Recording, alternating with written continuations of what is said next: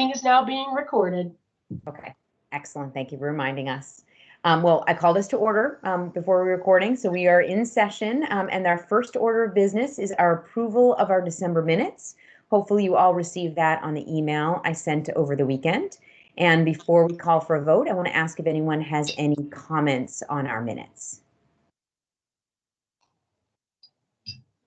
Thank you, as always, to Jen, who is taking them for us, although tonight Chuck is helping us with our minutes. Thank you, Chuck. I think Jen might be listening in. I don't know. I actually don't see her bubble. She's going to try to call in. She's the phone number. Oh, she's the phone number. Okay, great. But Chuck will be taking our minutes tonight. Any comments? No? Okay. In that case, may I call for a motion to approve the minutes? Madam President, motion so moved. We have four. Excellent. I have a second. You're muted. I can second. I'm muted, but Thank you. And then may I have a vote? I guess we can put it in the chat. A vote to approve. You could also do a raise hands. Okay, yes, I can't see everyone's hands though, but I probably can see a quorum. If we can raise hands. Oh yes, we can raise, actually you can raise hands down the bottom. Oh, excellent. Thank you, Leslie. Spoken like a true Teams user. Okay. And then anyone not in favor, I guess, if you all put your hands down, and then everyone puts their hands down. Anyone who does not approve, I'll call after that, but everyone put their hands down first. Okay, anyone opposed? No hands. Okay, we have unanimous approval of our minutes. Thank you all. Excellent. Okay, our second order of business then is public comment. Do we have anyone here who wants to make a public comment? Well, I guess that would be me then. Okay, great. So I will start by saying, yes, I'm the Hamilton reference. I'm not throwing away my shot. It's been just going through my head for about 45 minutes now. So No pun intended. Oh, exactly. So the I'm going to share my screen, and Melanie has a copy of this in her email. So if people want it, you can reach out to her and ask for a copy of this later. I'm happy also just to send it out afterwards. I only saw it as I was trying to get on, which is why I didn't send it in advance. Oh no, that's for either way. But I'm happy to send it just to everyone when I do the follow up from the meeting. So I will run through this pretty quick. Hopefully you've had a chance. I believe it's on the thing to talk about the compensation study. From the AEA's perspective, there is some good to it. We like the recommendations, especially talking about that the base scales need to have more money added to them. We have some concerns with the study. We think the data sets are faulty in the sense that they pegged us with Prince George's County and particularly Manassas Park. And we're concerned that like PG County has been very open in the news that they're trying to raise their salary scales 20%. And Manassas Park is just a very small school district, 30 miles out from here. And so that we're concerned that that's going to depress the averages. And so if we're trying to make a target to meet, but we're using depressed averages, we're not going to come out with a successful plan. I'm also concerned in the study that they had a failure to find private benchmarks that would match up against various jobs we have in our school system. For one most obvious one to me was they couldn't find somebody who worked on the Medicaid billing issue. And it's like, that seemed to me any business office of a doctor would be somehow able to peg to that. They used regional averages. They didn't actually peg against any particular business in Arlington.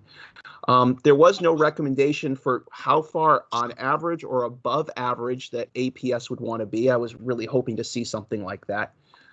Some other things was, from our perspective is, it doesn't matter what the plan is. If APS isn't going to fund it or the county isn't going to support us in funding this, it's going to be a problem, and that's going to cost money.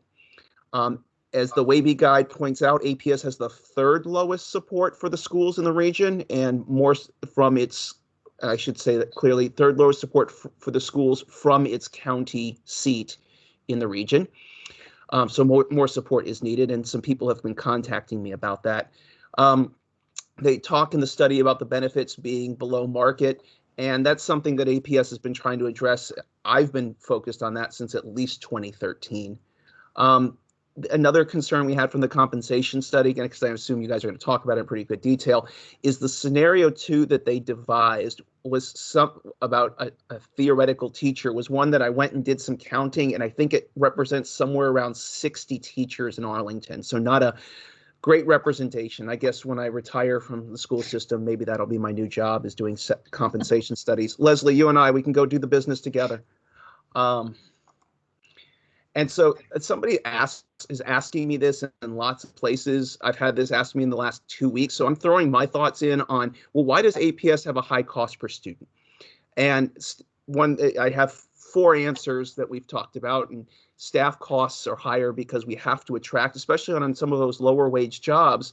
If you can pay, if someone's living in Stafford and they can make, $15 an hour in Stafford, we have to pay above $15 an hour to convince somebody who inherently isn't going to be able to live in Arlington to be willing to drive up 95 or drive in 66 to pay that job. Building costs are inherently more expensive in Arlington because when we build a new building, we have to go up and down, as opposed to in like a Loudoun County that can just acquire 100 acres and go as wide as they want.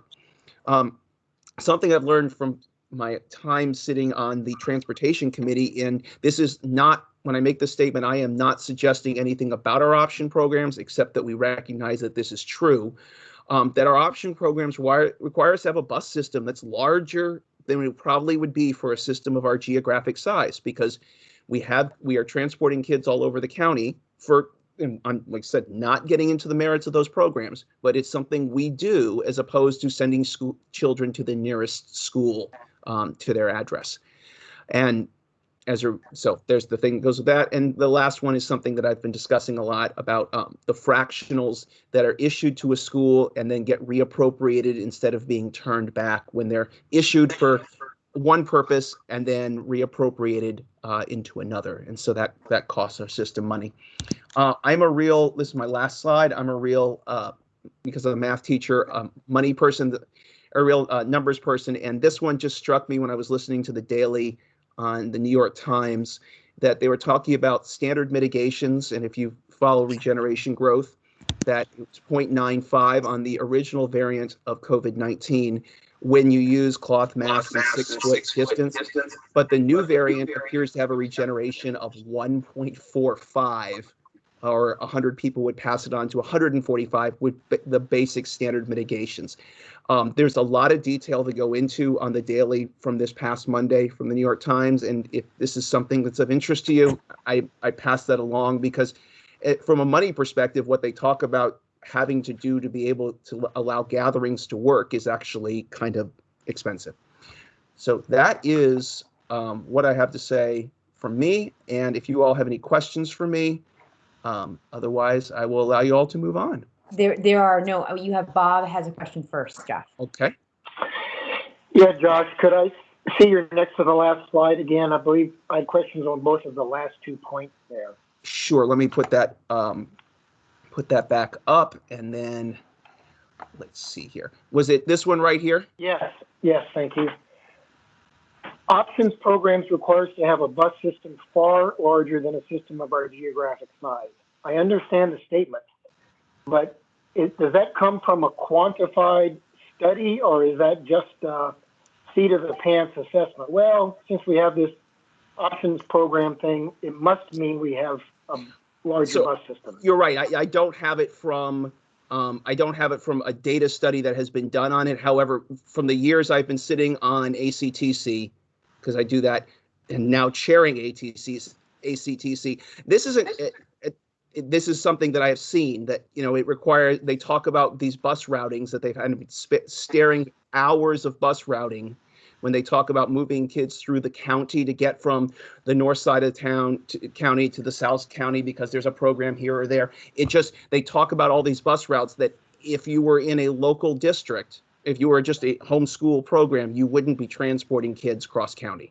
So no, I haven't done it but I'm actually hoping that, I think it's when they talk about the value added of Arlington, it's one of those things that I wish we would do a study on, which is why I'm starting to talk about, so that people appreciate the money that is spent to do this.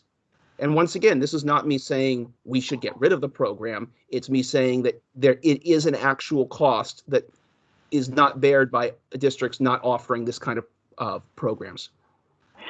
Right. So if we ever do start talking about it, I think we might need to go beyond a anecdotal statement Absolutely. of far larger. Yeah. Okay. Absolutely. And then the waste due to fractional staffing getting reappropriated. Now it seems like if it was getting reappropriated, that wouldn't be adding to our costs. We would be that would be a little bit more efficient.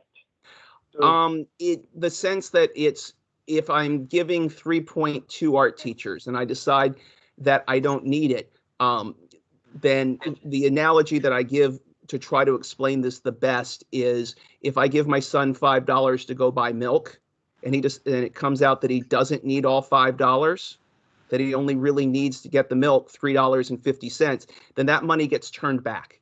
Because if the principal's determined they don't need the 0.2 art teacher that year, then that money should be returned to the lapse and turnover and contingency funds, but they're not. The principals are permitted to take a 0.2 here, a 0.4 there, and then create a new 1.0 position that isn't otherwise in the budget book.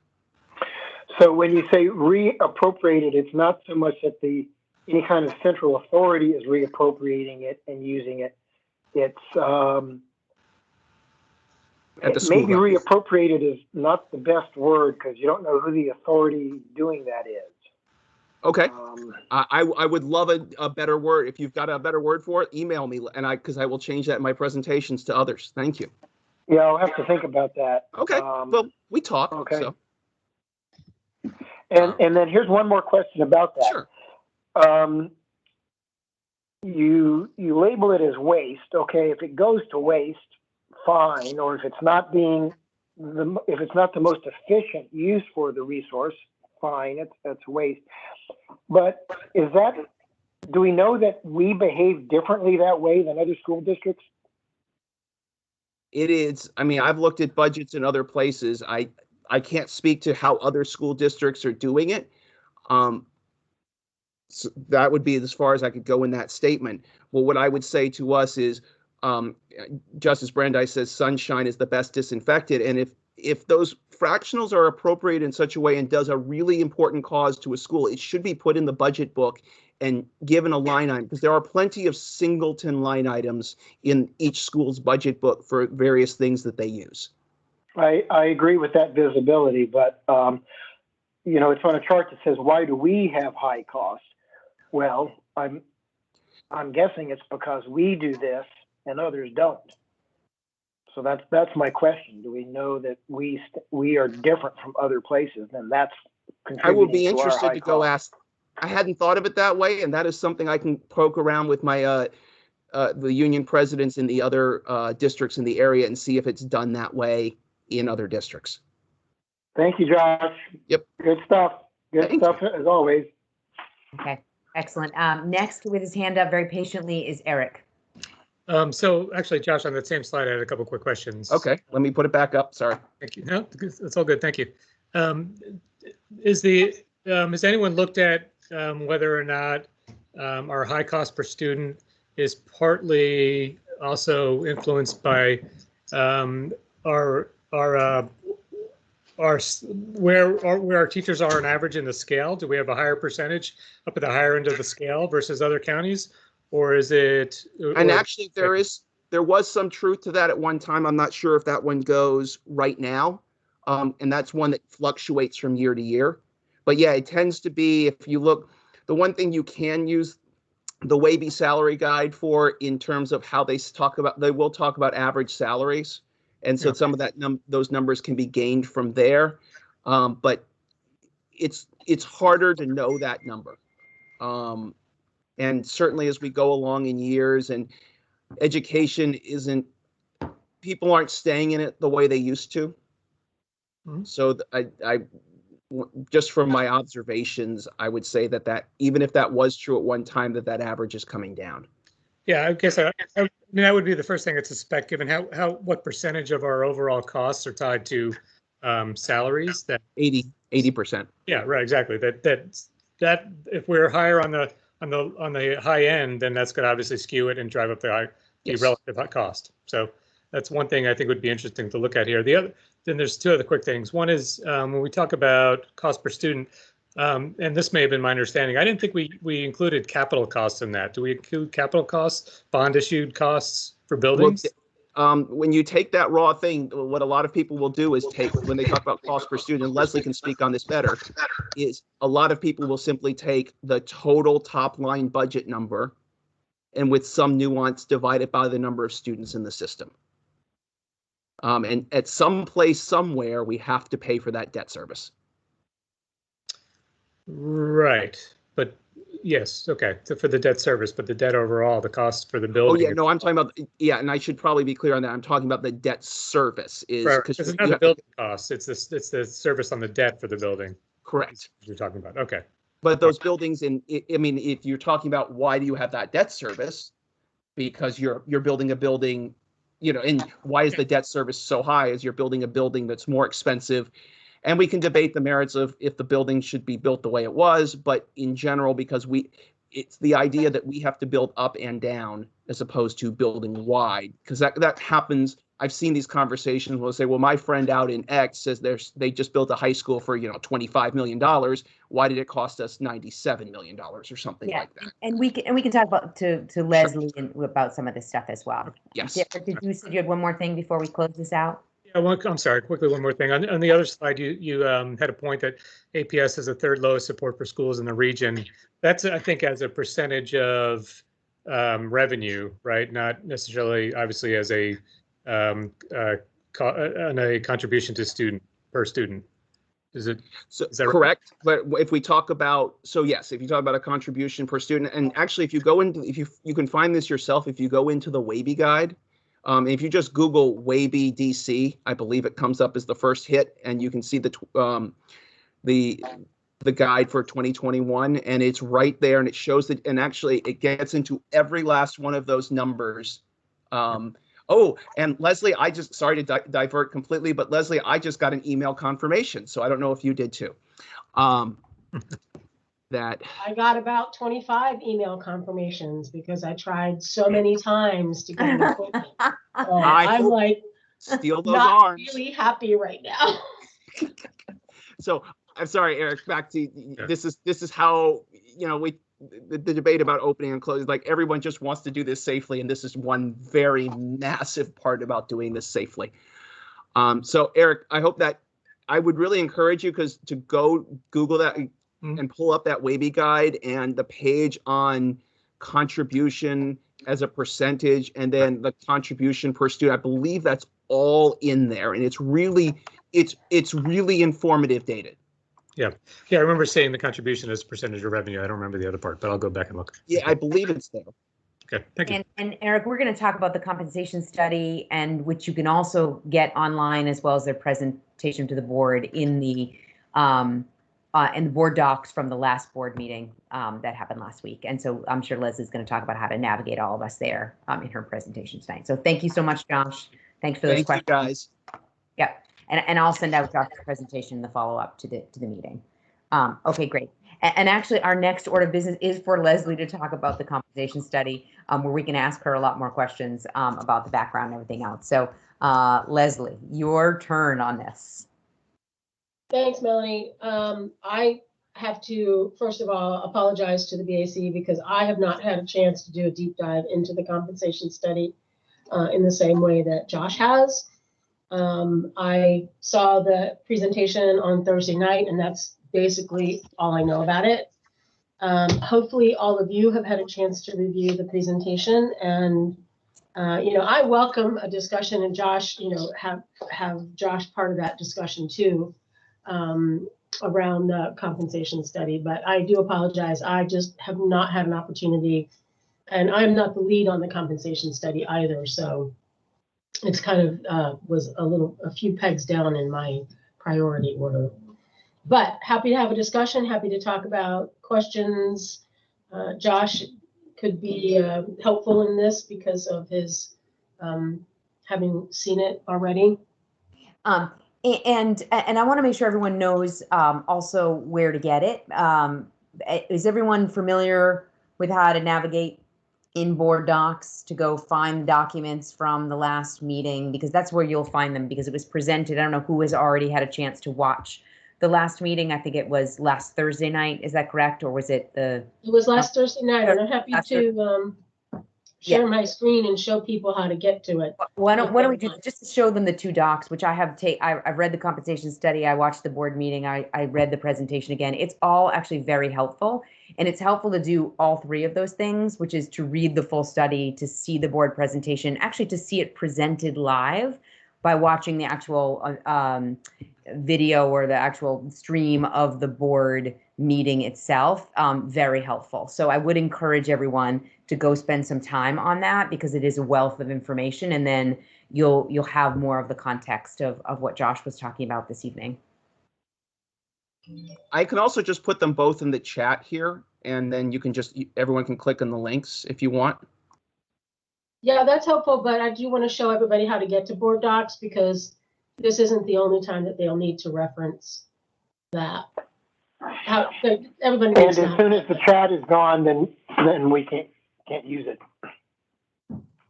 Once we close the meeting, we can't get to the chat, so it's not useful after that. Yeah, and this way everyone knows how to go get the documents themselves. All right, I'm going to go ahead and start share my screen. Okay.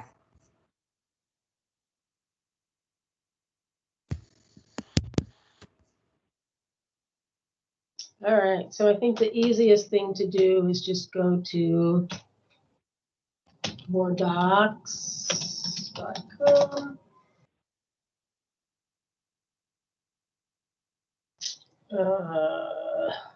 Maybe not.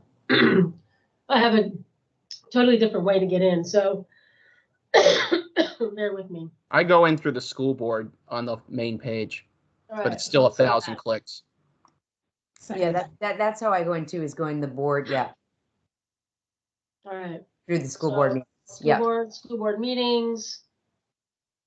And then view agendas here, up here in the upper right.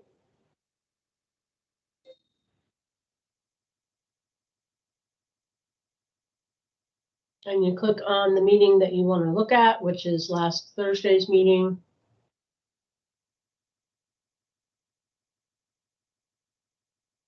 Hit view agenda. Go over to the left and scroll down to what you want to see, which is the compensation study report.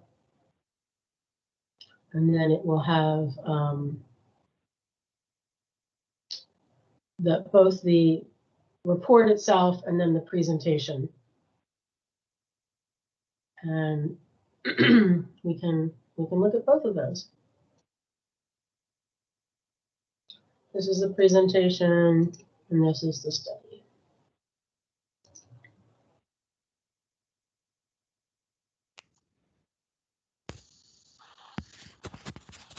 Honestly, I'm kind of at a loss how to present this, because I really have not read it and I wasn't really involved in it. So Is there anything from the presentation that might be easier? I don't know if there's anything that struck you from the presentation, having watched it last Thursday, that you wanted to point out to us. And it's definitely worth it. And I would encourage the group to go read the compensation study. It's very accessible and a very readable document. I don't know, Leslie, if there's just anything, I don't want to put you on the spot, but if there's anything that you would point out from the presentation, which may be a little bit easier in terms of pointing something out than the document itself, just myself. No, there's not any one thing. I think it's really important to read everything around it. I do want to speak to this. And the reason that Manassas Park City was included was because Manassas Park City has done away with steps, and they have gone to a range. And that was the reason for its inclusion.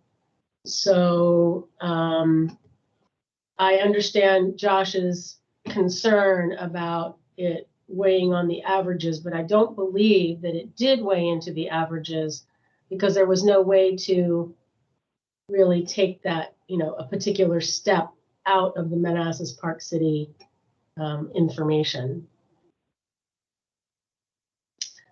Let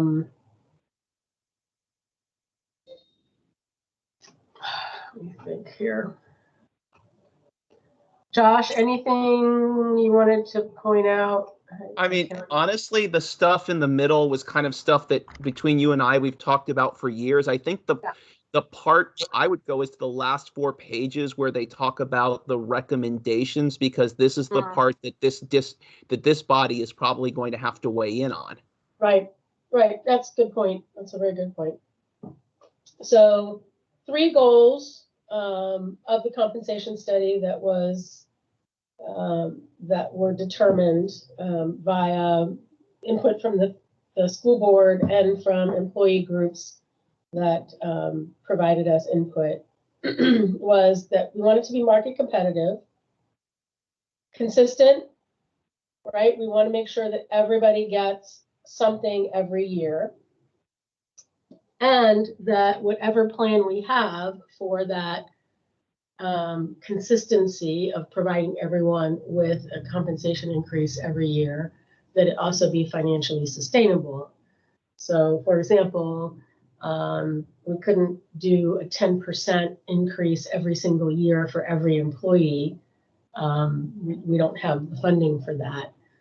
We want to make sure that what we want to do, we can actually do. Not necessarily from within what we have right now, but within, something that would be considered reasonable and rational that the county would get behind if it meant that they had to provide us with additional funding. I can't speak to this. I'm sure that this is something that they do. That this is what they say go into building a pay program, which is all of these different things. I had to Google pay range widths. That was a new one for me. That's just how long it takes you to get from the minimum to the maximum. But they threw some percentages in there with it, and it was like, huh. It took me some learning. Okay. So for teachers, this is what they say are the prevailing practices, APS and for market. There's a separate scale for teachers. This is our range width, right? So the increase from the minimum to the maximum is 59% and 93% for all the other lanes. We have 17 steps.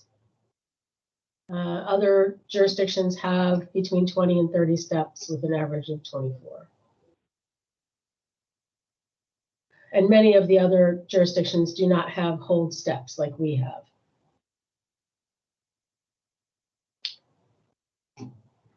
So they had 3 options for the teacher pay scales, and there's going to be a large focus on the teacher pay scales because with the bulk of the number of employees or the bulk of the percentage of employees, any change that you make on the teacher scale is a significant portion of the compensation increase. So they went with what's the small change that we could do? That would be option 1. What would be a medium-sized change that we could do, which is option 2. And then if we went to a significant change, that's option 3. What would that look like? So option 1 was basically to maintain the current and raise the starting rates by 3%. And then get rid of longevity steps, the hold steps. And because they're 4-year, you have to do, it's a 4-year hold. They said just, divide them into the 4. And then that way it changes how long it takes for people to get to the maximum from what it was, which I think is 17 steps, to 25 years, 25, it's actually 25 steps. It's not 25 years. Then option 2 would be to raise the starting rates by 5% and then smooth the step progression. So instead of having steps that the first 3 years are 1.5, the next number of years is 5%. And then on the hold steps, between hold steps, it's 25%. And then of course, 0 at the top.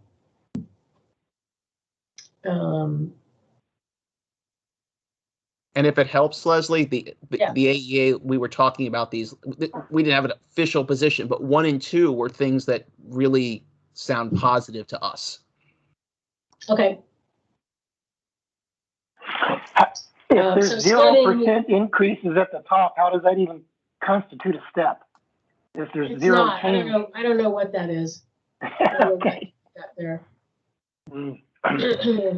So, and then with option 2, instead of doing, this kind of a bell curve thing, it starts out at 4, drops to 2 for a period of time, and then 1 for the last part of the scale. Although I don't know how many, steps for each different set of percentages. And then option 3, which would be a significant change, is to remove all steps entirely and then just provide annual increases that the board says we're going to give you a 2.5% increase or 2% or 3 or 5 or 1, whatever it is for that particular year based on what's happening in the economy and elsewhere. So no steps at all. And there's no set years to a max.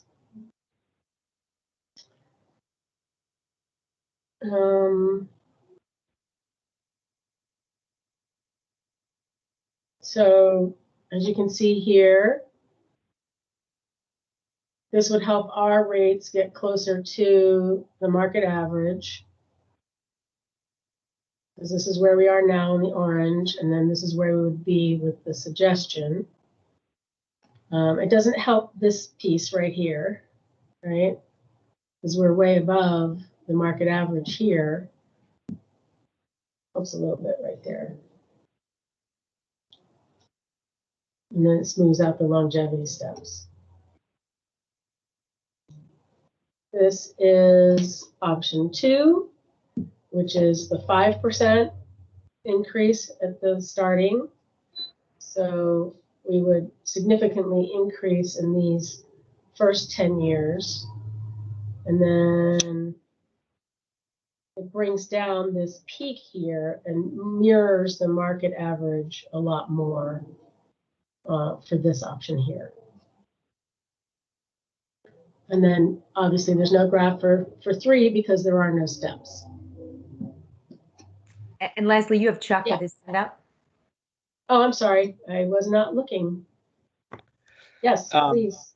Is there any sense of the proportion of how our teacher census breaks out across those years of service? Do you have a sense of where we're kind of weighted as a population? I would be surprised if they didn't have that in here. Did they have that in here, Josh? They do Honestly, not. I could pull it up, and then if you want me to share my screen, I would just pull up exactly what you showed at work session number 2, if you wanted me to find that.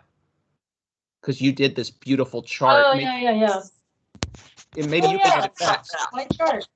Yes, because that's how I was able to determine, I was able to count and guess about only 60 teachers fell in that theoretical scenario too, because you did a beautiful chart.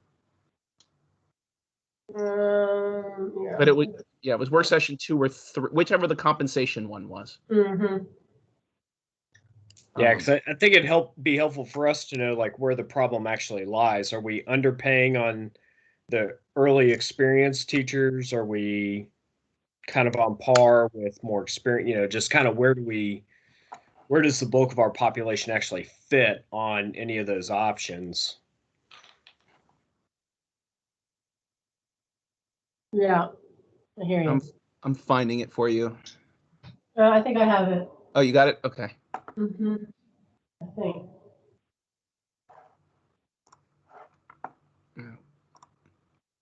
Here we go.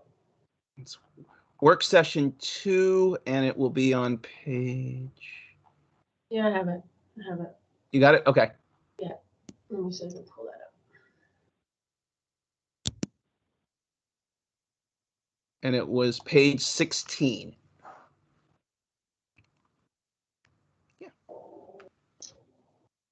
So this is where teachers are. This is where they were. I don't know where they are right now. I have not done this since last year. Well, everyone was frozen, so theoretically exactly the same place. Except for people leaving and coming. True, true.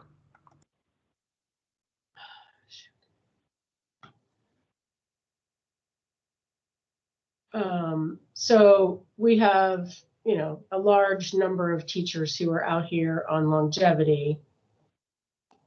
Bulk of the teachers are back here, but we do have a large number of teachers on longevity out here. Does that help, Chuck? Yeah, so would it be fair to say, because obviously they're the ones that are going to be more highly compensated, that it tends to weight toward, a more maximum range of salary than, say midpoint or the lower half, so to speak? Yeah, I mean, our average teacher salary, which is in the Wavy Guide, is pretty high. I think it's 80. I can't remember what it has been. But no, that's helpful, Leslie, because it at least gives us a sense of where, if we were to overlay this now on either of those options, we kind of see where, we may or may not actually be influencing the problem, so to speak. Mm-hmm. Thank you. Yeah, sure. Okay, I'm gonna go. I had a question about that chart. The lines that were bachelor's plus 15 or master's plus 30, the plus 15 and plus the plus numbers 15 and 30, I thought would refer to years of experience or something. No, the plus 15 and the plus 30 equal credit hours. Okay. All right. It's an good enough. educational thing. Okay, good enough. Thank you. Mm-hmm.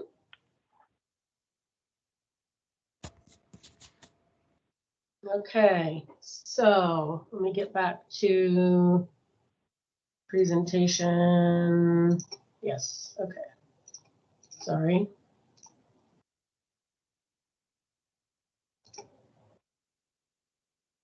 All right, so for the 3 goals, obviously, if we do option 1, that we would still be slightly below the market in the first 5 years, and then we would be more competitive. And it would be predictable and more consistent because there would be no waiting periods. And then in option 2, it's more market competitive throughout the scale. And then predictable and even more consistent. Option 3 would be market competitive starting rates. But then after that, it could be consistent, but it might be unpredictable. And then, of course, whether or not it would continue to be market competitive would remain to be seen.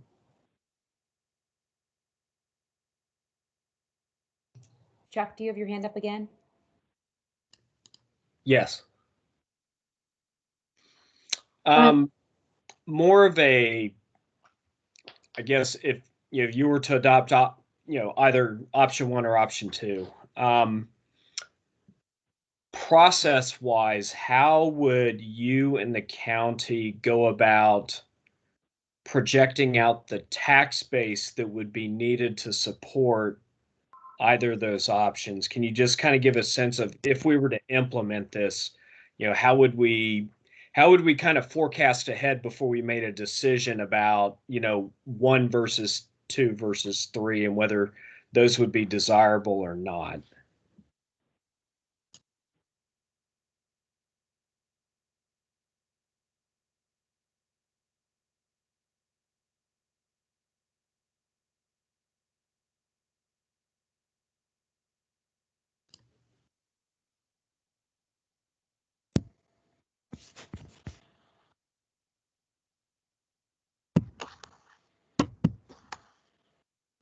Did we lose Leslie?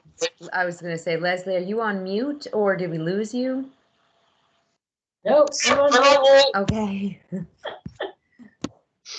Sorry.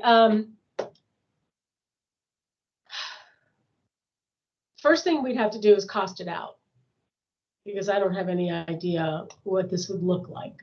You know, what this kind of a change would do to what it would look like on the pay scale, and then where everybody is, and then going forward. So we'd have to cost it out to be able to really answer that question, and I have not done that. But that's a really good question. Monique, did you want to chime in on that in any way?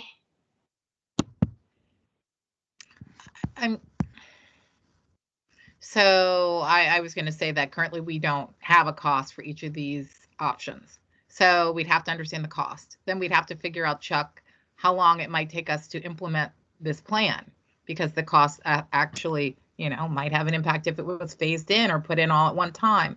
And then we'd have to actually look at, you know, the fiscal situation in our community and whether or not it could bore any, you know, any movement in this direction at this point.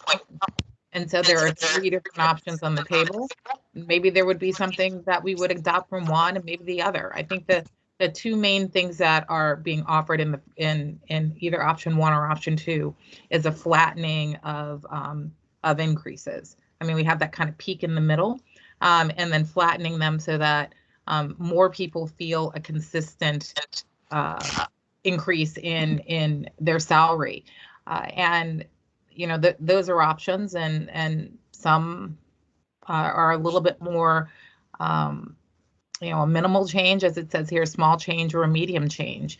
The other option is the significant change, which could have an impact on ensuring that, you know, many people who are not currently on steps, who are in our system, you know, would also see some, and could also be calculated in the ability to be able to offer them raises each year, which at this point we don't have in our system. So there's a lot of conversation that needs to be had, more insight into the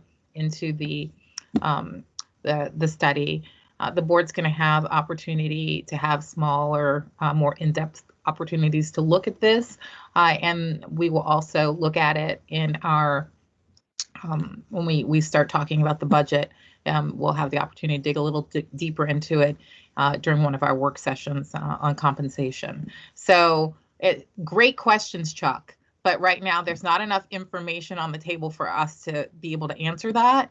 And there's still a lot of questions about the suggestions. And in this kind of volatile and uncertain budgetary environment we're in, you know, that will also probably play a role in what can be done, what we can afford, what the community can afford from the county side as well. So just needs, I believe, to have more conversation, more questions need to be answered, and we need to look at the situation we're in you know, a financially uncertain environment. Yeah, no, thanks. Yeah, just looking more for, I guess, you know, the more macro level of, you know, how would we begin to try to evaluate, if feasible and if desirable, how would we, you know, kind of what the implementation might look like, and you know, a rough estimate of a time frame. So that's helpful. Thank you. Yep. One thing I will say is that in order to cost this out, we'd actually have to build a salary scale that we could then put every teacher on. And that might take some time, because you don't want to hurt anyone. So you have to make sure that every person that moves from the current scale to the new scale, you know, isn't disadvantaged by moving to the new scale. We have to ensure that everybody at least makes what they're making now, right? So that building a scale like that and moving the people onto it and then costing what an increase is very, very large task.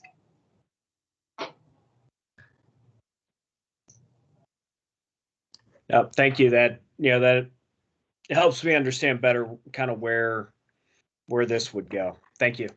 Thanks. And Jen just asked, what is the next step on the compensation study? I think that's up to the board. I know that there's going to be a work session as part of the budget work sessions on compensation. So this will come back. The school board, I'm sure, has lots of questions, and I think the consultant is working on providing some additional information. And then I also think it needs to be digested by Dr. Duran. If everyone will remember, he has his proposed budget that comes out first, and then the school board has the opportunity to digest it and take it into consideration as it prepares its own budget that it puts forward as well. So several people have to take a look at it and digest this information and determine what can be done to address compensation, within the current market.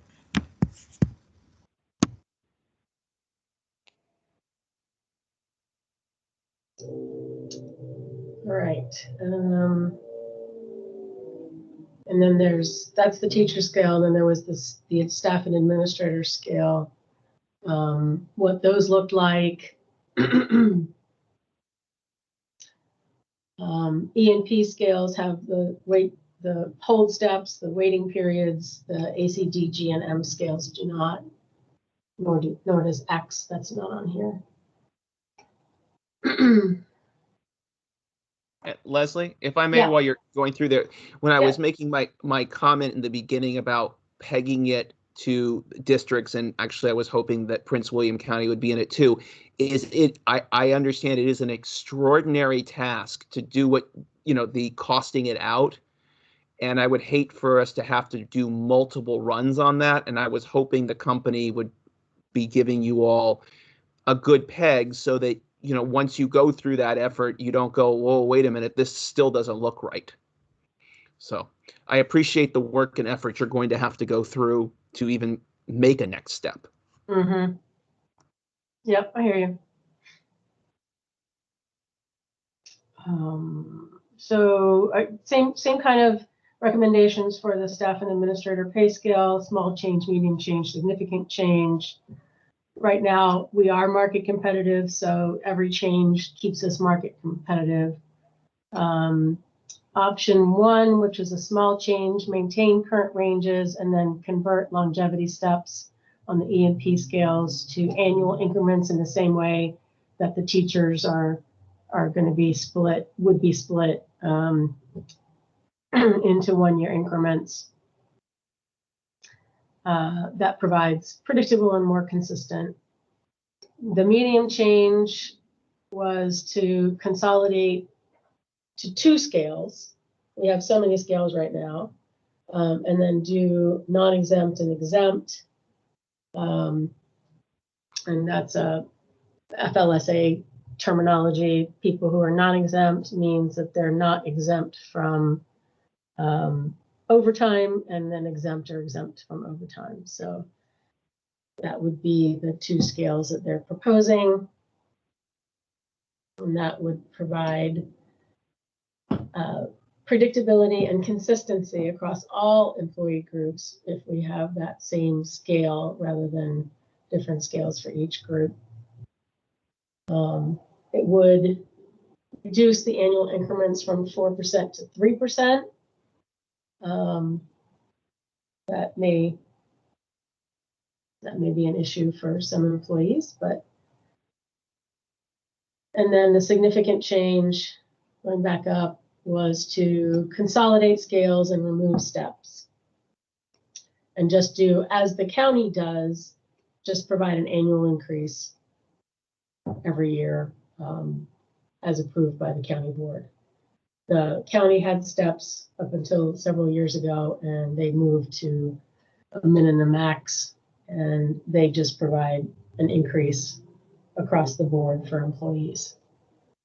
Leslie, do we know how tough that was for them to take that shift and do away with steps and go to that essentially that third option of salary bands and not steps? Probably not as tough as it is for a school system with the the teacher steps. Just because it's, not, what am I trying to say? It's not baked into, the culture in the same way. It would, yeah, I would say that there's some things like HVAC and things like that where the market doesn't exist on steps that would be easier, and a lot of your maintenance and facilities, those kinds of jobs. But if you're looking at a theoretical teacher who's comparing Fairfax to Loudoun to Prince William to Arlington, and those districts hand you a single sheet of paper and say, here's the step scale, and then Arlington gives you something that doesn't look anything like that, it could be off-putting, even if it was advantageous. Okay, got it. But that there's nothing preventing us from having a very different scale for our non-teacher employees. From our perspective, the AEA, I wouldn't think so. Leslie, do you have thoughts I'm around that? And I don't know how similar our teacher and non-teacher scales look now, but I'm asking, one, how similar are they now? And then how is there anything preventing us from having just very different scales for our non-teacher positions? So in other words, keep steps for teachers and do a min max for everybody else. Yeah, I don't know whether or not that would be advantageous for us, or whether or not that would just be too confusing. No, I think it's something that could be looked at.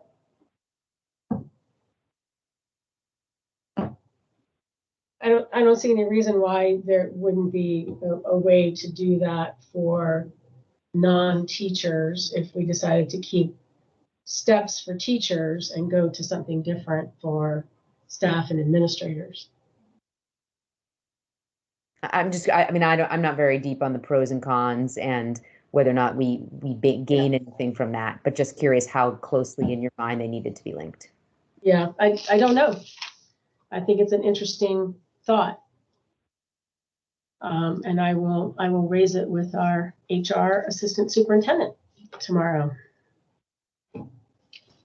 And I jumped in, and then Julie, just as I was speaking, you raised your hand, so your turn. Thanks. What you just mentioned, pros and cons, which was exactly what I was going to ask about. Does anyone happen to just have like a public policy description of why steps are good or bad, or just not so much in this particular context, but as a public policy question, more as a theoretical matter?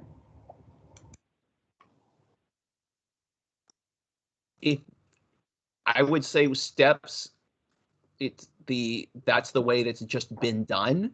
And as Leslie said, when she was talking about going to pay bands for all staff, that they had to go out to find Manassas Park to find an example of a school district. So it's just not really done. And for me as a teacher, I've been a bunch of places, and I've never seen the teachers scale in any place I've been. And so it doesn't necessarily make it bad. It's just not standard.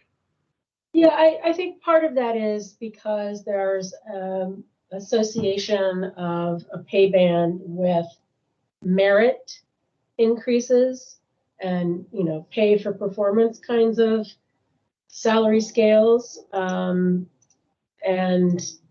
it's, I don't know of any school district that has been able to implement a pay for performance or merit system successfully. They might have implemented it for a year or two, but it that goes by the wayside because it's so difficult to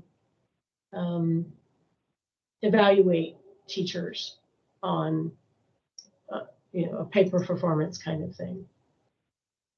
Yeah, I think it gets to the idea of, when places that do that, it disincentivizes working with the neediest of students who may not make huge gains, but the gains that they made were massive in making equity issues. And it's sometimes hard to compare, say, a physics teacher to a kindergarten teacher, and I will argue the kindergarten teacher works harder. So you get into all of those things. Yeah, so many different things, and it would be, the evaluation system that you would have to put in place, I think, would be very, very cumbersome. But that's a personal opinion. I am not a paper performance guru, or nor have I studied many of those. I know very little about it. Well, that's helpful from both of you. Thank you. All right. That's it for the presentation. And I'm sorry, again, sorry, I apologize when I was muted, but again, sorry that I was not as prepared for this as I might have been. Just But could Leslie, not find the time.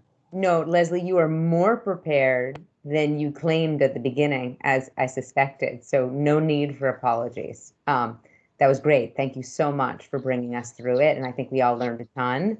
And I knew even the unprepared you would be actually quite helpful for the group. So thank you very much. Thanks. I appreciate that. And thanks to Josh for being more on top of it and knowing some more detail on it. And I will be reading it, obviously, and knowing more about it. So if we want to discuss it at a later point, that absolutely can happen. If it comes up, or maybe if and when it comes up in the budget process, then absolutely we can have more discussions. I'm sure. Okay. Actually, Leslie, you are up next as well. I know, gosh. I know. When did this become the Leslie show? Believe it or not, we did the agenda together. I think you were feeling happy right before the holidays, or maybe just tired because I caught you right before the holidays. I know, right? Right. Okay, so what we're going to talk about is how we do budget allocations to schools. I think Melanie felt that there was some education that might need to be done. So I'm going to run through this really quickly, and then any questions that you might have, feel free to ask. So I'm going to, again, share my screen as soon as As you're sharing, I will say this is to answer, a couple of you did ask questions and sent requests to me that this would be something that you would like to learn more about in advance of the budget process. So this is in response to committee member request. So thank you, Leslie. Sure. All right, so the first place you want to go is the Budget and Finance website, which you can see here. And you want to go down here to planning factors. And these, and here with a little intro, and it says a large part of the school's budgets are calculated according to formulas. And these formulas are commonly referred to as planning factors. So we take each of the planning factors, we apply the formula to our enrollment projections for the various types of enrollment that we have. We have general enrollment, overall enrollment. We also have special education enrollment, which is, you know, a subset of general enrollment. And we have English learner enrollment, which is also a subset of general enrollment. And that's how we provide, you know, the large portion of schools' budgets. And when I say large portion, I'm talking above 95%. There might be some other resources that are provided, like the exemplary projects, which are done separately. And then any grant funding is outside of this. So Title I schools receive title money, and that is outside of what we provide to each of the schools under the planning factors. So I'm going to go into the planning factor book, and you will be able to see that we have it broken out by level, elementary, middle, and high, and that every planning factor that we use is listed here, and it shows how it's allocated. So under administration, we have a principal. You get one principal per school and one assistant principal per school at the elementary level. That's what we have right now. For counseling, you get one counselor at each elementary school, up to 450 kids. And then you get a 0.2 counselor per 90 students above the 450. Based on your K-5 enrollment, not your pre-K-5, but K-5, because the feeling is that pre-K counselors are not providing services to pre-K students. Librarian, our clerical staff, you can see is apportioned, each different one based on the size of the school. The major portion of the budgets that are provided to schools are staffing for their classrooms. So these are the planning factors for grades 1 through 5. The formula that we use is we calculate how many teachers would be provided under the planning factor for each grade level. And these are the planning factors for each grade level. And then we also figure out or calculate how many teachers would be provided if we based it on the recommended maximum class size. And then when we do the budget portion of it, we take whichever of these two calculations provides the fewer number of teachers.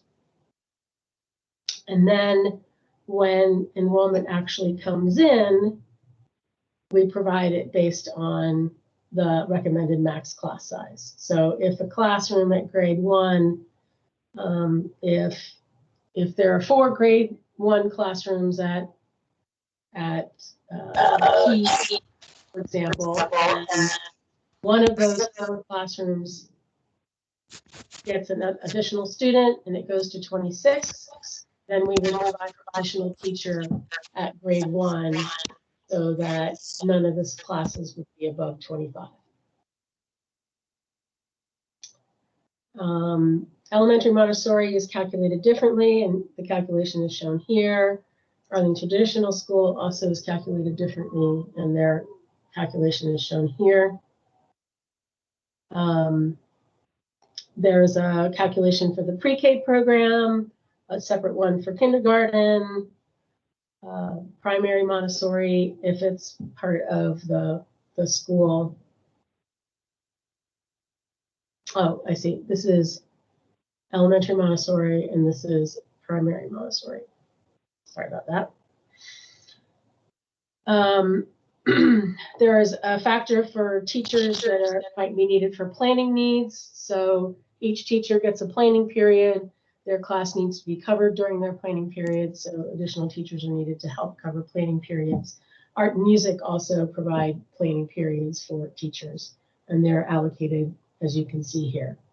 So it's, you know, everything that we provide in the school basically has a planning factor. It might be like the math coach, a 0.5 math coach at each elementary school, but it's still a planning factor. We still calculate it, and it becomes part of the bottom line staffing at each elementary school.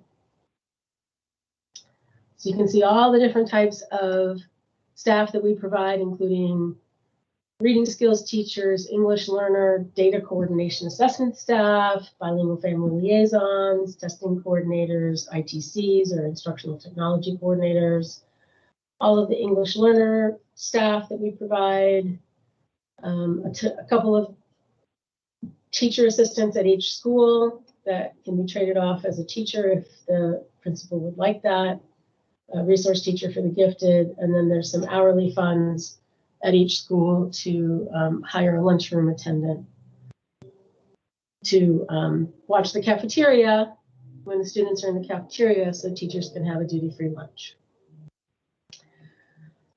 In addition to the staff, we also provide materials and equipment funding by student at each of the schools. So, you know, you can add up all of this and you can see that there's a significant amount of funding that's provided per student at each school for all the different things that the schools need to provide. Instructional supplies, some textbooks, most textbooks, especially for adopted textbooks, are provided centrally. When we do an adoption, those are all provided centrally. But you know, if they have to replace some textbooks because they're lost or damaged, that's up to the school level to do that. Science equipment, library books. If the principal wants to provide staff development for the staff, there's furniture and equipment for things get broken or damaged and you need to replace it. So there's funding for that. All of this is fungible, which means that if the principal decided to use every single bit of the allocation just to buy instructional supplies, the principal can do that. They don't have to spend it on each of the individual categories. They can do with it what they want. It's just that is how we provide the funding. The same thing goes for middle school. You can see here we have all the different types of staffing that we provide to the middle schools. Middle schools and high schools are done a little bit differently, obviously, because there's no homeroom classes as there are in the elementary level. Sorry, I didn't mean to keep scrolling back and forth. But I'm going to stop and I'm going to see if there are any questions on elementary before we go on.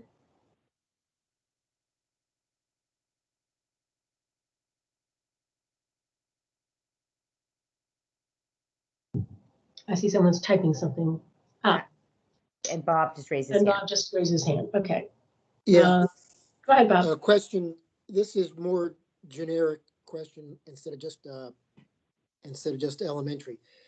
What kind of feedback goes into adjusting these? If you look at this every so often and say, well, we didn't spend that much or we needed more of something else, how often? I know we've worked these things before and made recommendations, but I don't know what the regular rule and frequency of adjustment is.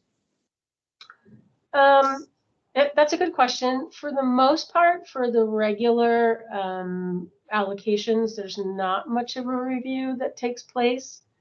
If there's an increase in class size, then obviously the planning factors change.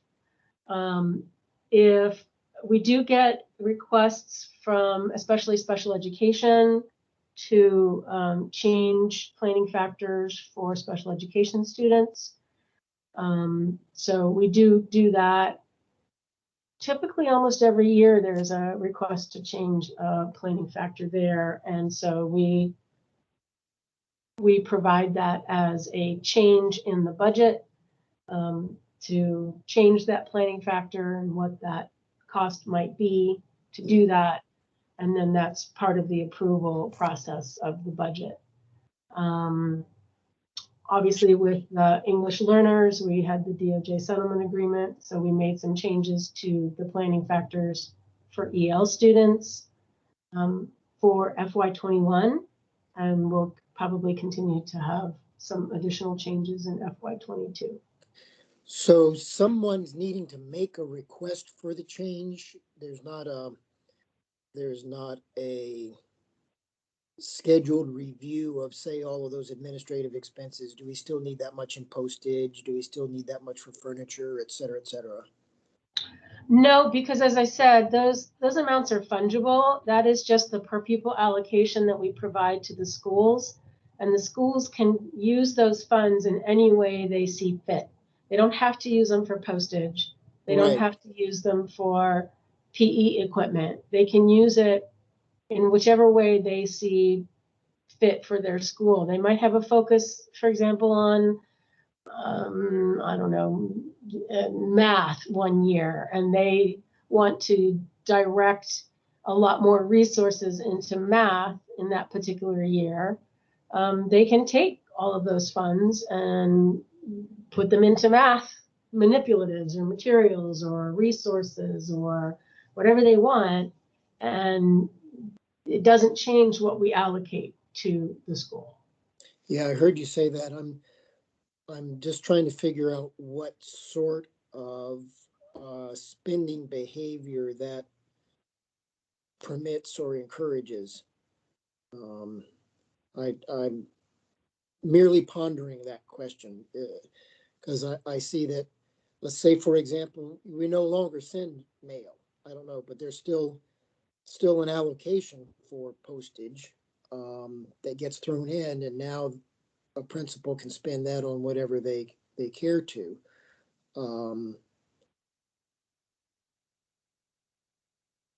I don't know. I only have half-baked ideas here about just trying to figure out, like I say, what kind of spending behavior that encourages. So, all right, I'll be quiet now. Thank you. Understood. Okay.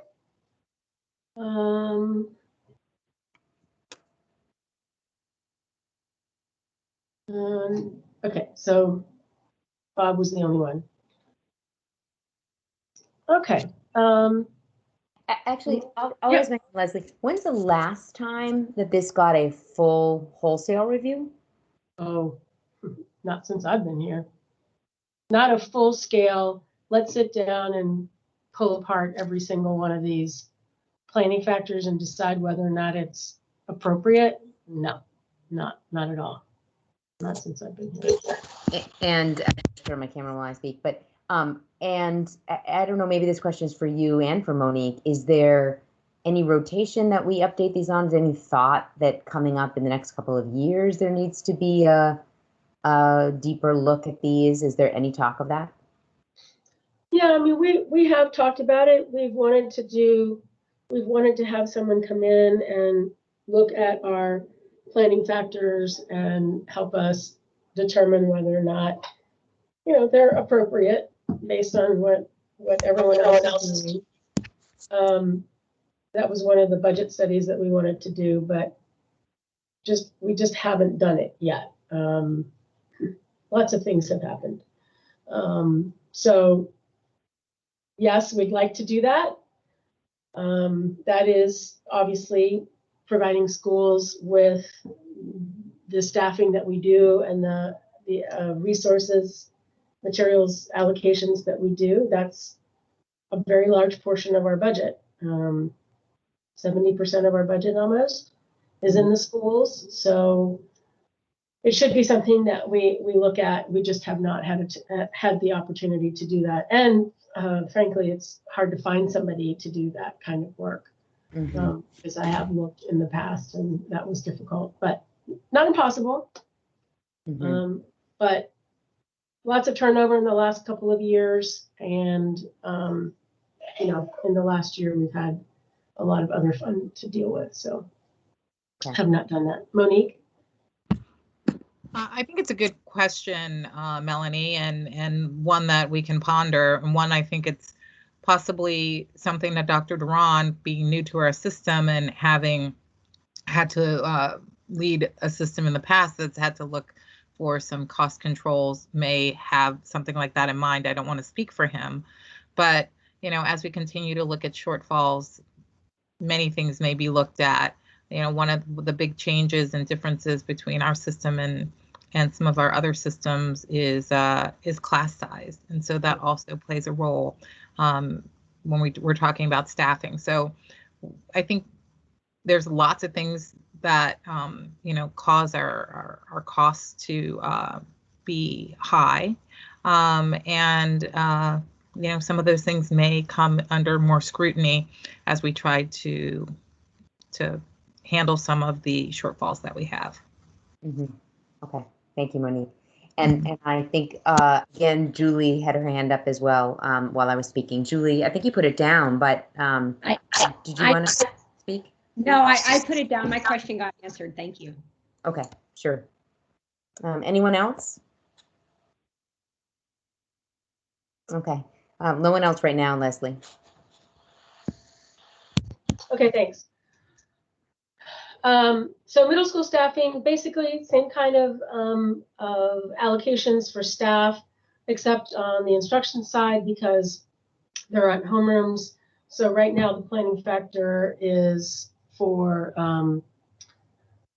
general education classroom teachers based on 25.15 general education students.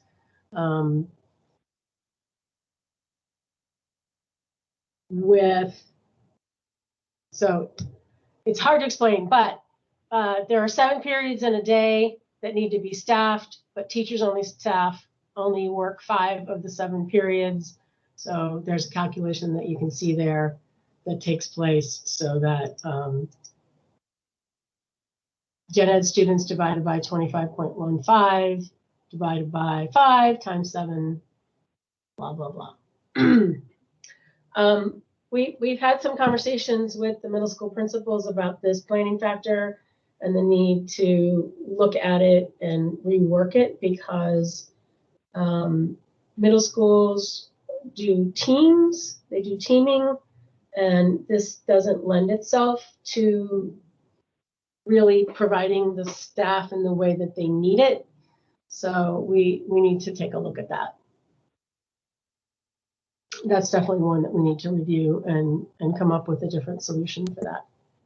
But again, there's English learners, bilingual family liaisons, English learner resource teachers, activities coordinator, and then gifted math, equity and excellence, et cetera, et cetera, et cetera, et cetera. So all the staff at the middle schools funded by formula here, and then the materials and resources that are provided per pupil are here. And then high school, same kind of thing.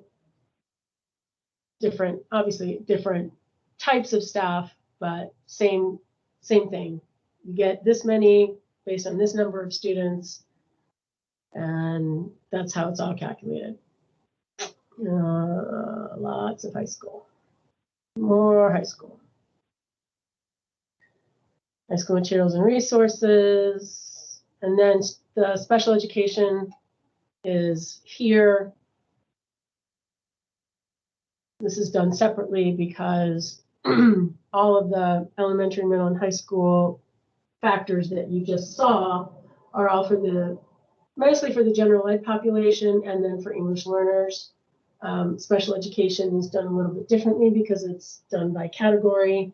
So these are how we staff each of the different types of special education areas of disability.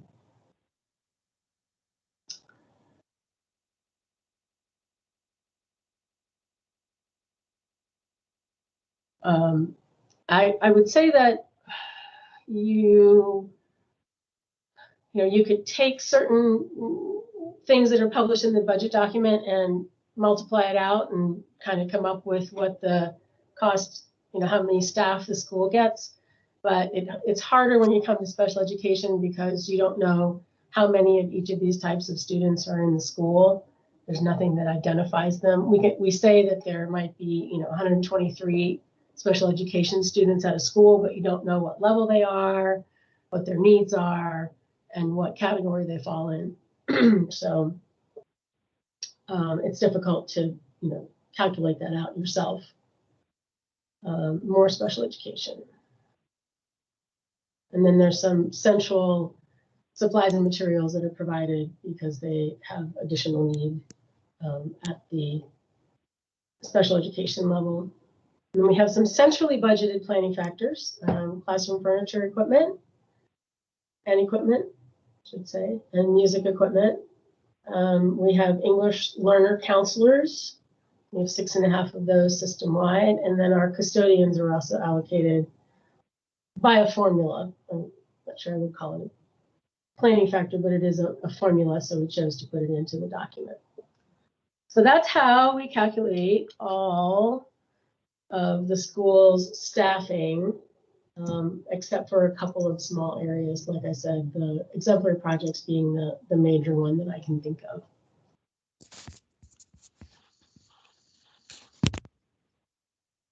Thank you, Leslie. That was extremely helpful. Do we have any more questions for Leslie about that? And Leslie, you showed us how to navigate there in the budget and finance part of the website. Does everyone feel comfortable if they want to go back and find that? Yep. Melanie, may I add one tiny thing to the conversation?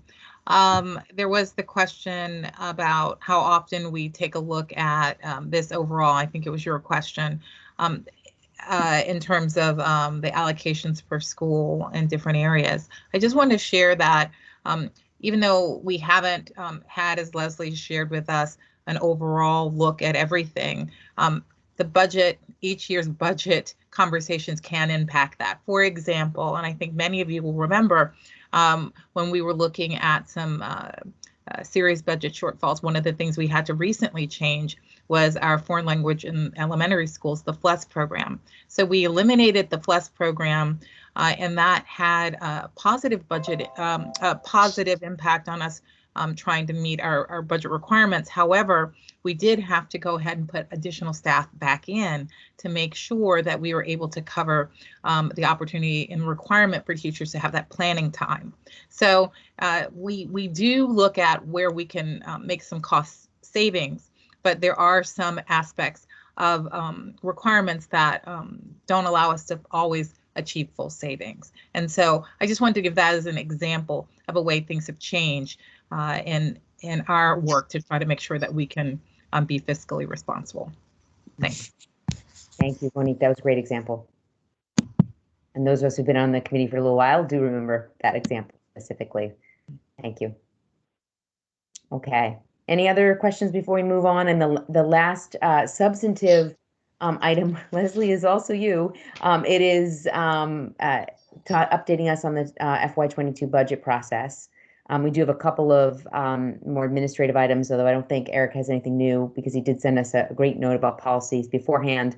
But I failed to recognize one of our guests, which I'd like to save 5 minutes at the end to do so. So I just want to make sure we're ending with a few minutes for me at the end of the meeting. But Leslie, do you want to go ahead and give us an update on the FY22 budget process? Sure. Let's see, where do I start? The governor's budget came out on December 17th, which was, I believe, after our meeting. And it does actually reduce some funding for Arlington for FY22 by about just under $865,000, I believe. We're hoping that the General Assembly, which convened today, will make some changes to that, and we'll actually have, either flat revenue, which is what I was really hoping for, or even maybe possibly a little bit more revenue. We'll see how that goes. There's some optimism, I think, at the state level that I've heard about, and so we'll keep our fingers crossed on that. The county is due to update their revenue projections with me tomorrow. I have a meeting scheduled with them, at which point they will provide us with additional, with the new projections, not additional projections, but the new projections. Keeping my fingers crossed on that one for sure. That you'll see you'll see any change that we find in the FY22 revenue coming out pretty soon. It will be whatever we do, whatever revenue projections there are, it will affect FY21. So if there's a positive effect on FY21, which you would see in the superintendent's monitoring report next Thursday night, you can also assume a positive effect on FY22. Excuse me, sorry. Also, we found out late Monday, that we will be receiving $8.4 million from the new round of CARES Act funding, which is, of course, very, very helpful. I don't have a lot of information on that. I just have the allocation figure. We have not received any of the guidance that we normally get around those funds, and that is probably not going to come until end of next week. I understand that there's a lot more flexibility with these funds, which will help us, obviously, with our shortfall in FY21 and possibly FY22, depending on how everything works out. But that's very good news for us. And then people are now looking, of course, towards even more funding coming once the president-elect is in office and works with Congress. So we'll see how that goes. Other than that, I don't have a lot of information for you at this point. Well, that was a great update, and certainly that was fantastic to hear that we have a number around the CARES Act funding. So that was a great update, even in short form. So we'll look forward to hearing what that all looks like next week from the superintendent and from you as you put that together for the board meeting. But that is very promising. Sorry, go ahead before I call on Chuck. Go ahead, Leslie. No, go ahead. I just was saying yes. Okay. Yes, lots of yes. Okay, Chuck, go ahead. You have your hand up too. Leslie, could you repeat the CARES number? Sure, 8.4 million. Okay, thank you. Other questions for Leslie? Monique, do you have anything you want to add? No, thank you. She covered it, except we're excited about the CARES money. Thanks. Very, very. Okay. Leslie, if you don't have anything else, then we can pass the baton to Eric to see if he wants to add anything to his very thorough email that he sent on the policy front. But do anything else, Leslie, before I do that? I do not. Okay, fantastic. Eric, do you have anything, any color you want to add to the email you sent to us on policies? No, I think I tried to lay out everything as kind of succinctly as I could, but give everyone the right information. I would, even though I don't think there's anything right now for this group to comment on or provide input into on behalf of the BAC. Obviously, I encourage everyone to look at the link for and see the policies that are being reviewed. There obviously are always policies under consideration. And while they may not be related to any sort of budget or financial aspects of what we do or what we look at, there's obviously a lot of other things going on. So I would encourage people just generally as to go in and take a look and comment wherever you think it makes sense. Thank you, Eric. And actually, that was a very helpful email. It was great to send the link. And I will also encourage people, take a look. There may be places that you want to comment as an individual, even though we're not going to send in a group comment. So thank you, Eric. That was great. One other, just a group announcement, I'll let you know is we have 15 slots on this committee. We've been operating at 13 members, first with Way's resignation and then with Christina stepping down. But we've been accepting candidates. I have been doing some interviewing over the last few weeks, and we just put 2 names forward to Monique to share with her colleagues under consideration, so that we may have 2 new committee colleagues and members joining us for the February meeting. But I'll let you know that there may be new faces coming to join us in the near future, and just in time for budget season. Obviously, they will be trying to get up to speed even as we're looking at the budget. So I ask that everyone offer them some assistance and help them get up to speed, but hopefully we'll have a couple other folks coming shortly as we go into budget season. Okay, my last order of business actually, and I apologize because I was late and didn't realize that you were on until I scrolled down during the meeting, but Zach Levin is with us. Zach, are you here? And do you want to turn on your camera? Hello, Zach. Zach is a student advisory board member and was interested in joining us for our meetings for the Budget Advisory Council. And so, Zach, I wanted to welcome you. It's fantastic to have you as a student joining us.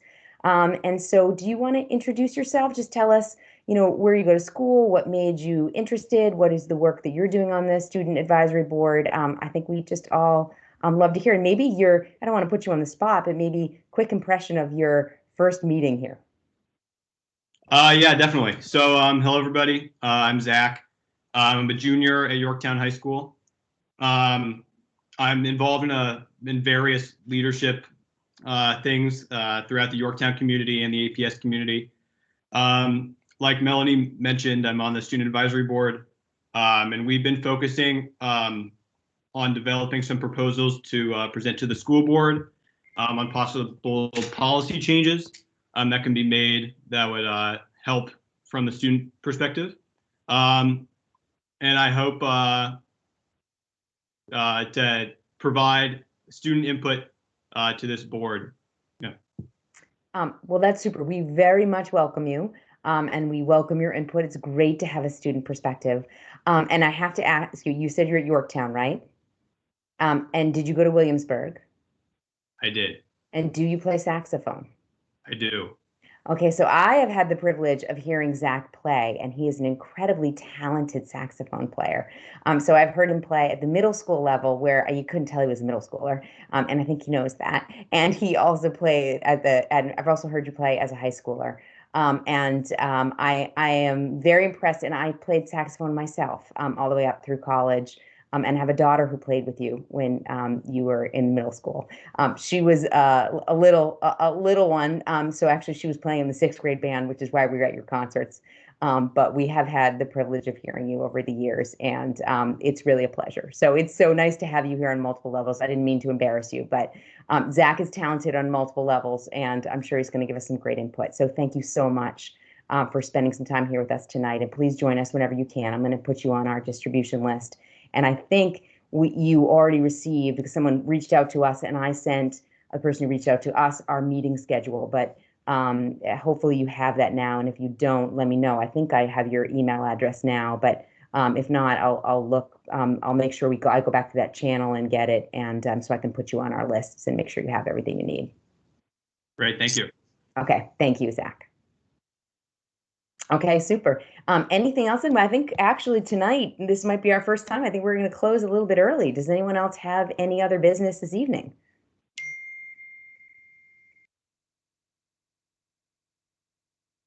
No? Okay. Well, thank you, guys.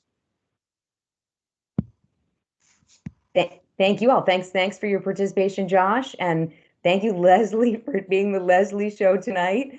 We'll see if we can get some other people involved for next month. Yes. Well, I'll schedule time so we can plan the agenda, and we can co-create together and see who else we can get involved next time.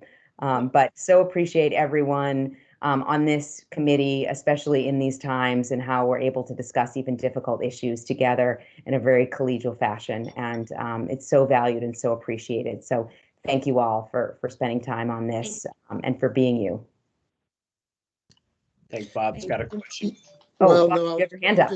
I'll just provide a little bit of feedback for everybody. I've been attending all of the CCPTA meetings this academic year, and trying to encourage them to get involved with providing ideas on the budget, both for saving expenditures and ideas on the revenue side as well. And they're waking up to that just lately. So I think they'll probably be sending recommendations. I don't know if they'll go straight to Leslie or to the school board, or exactly how they're going to feed them in. They'll probably copy us. And I saw that you had already sent one. I shared their initial recommendations around to this group and have shared them with Leslie as well. Right. And anyway, they do have one of their vice presidents who's very, very good in digging into these things, and she did that work, and so we can look forward to a little bit of help from them.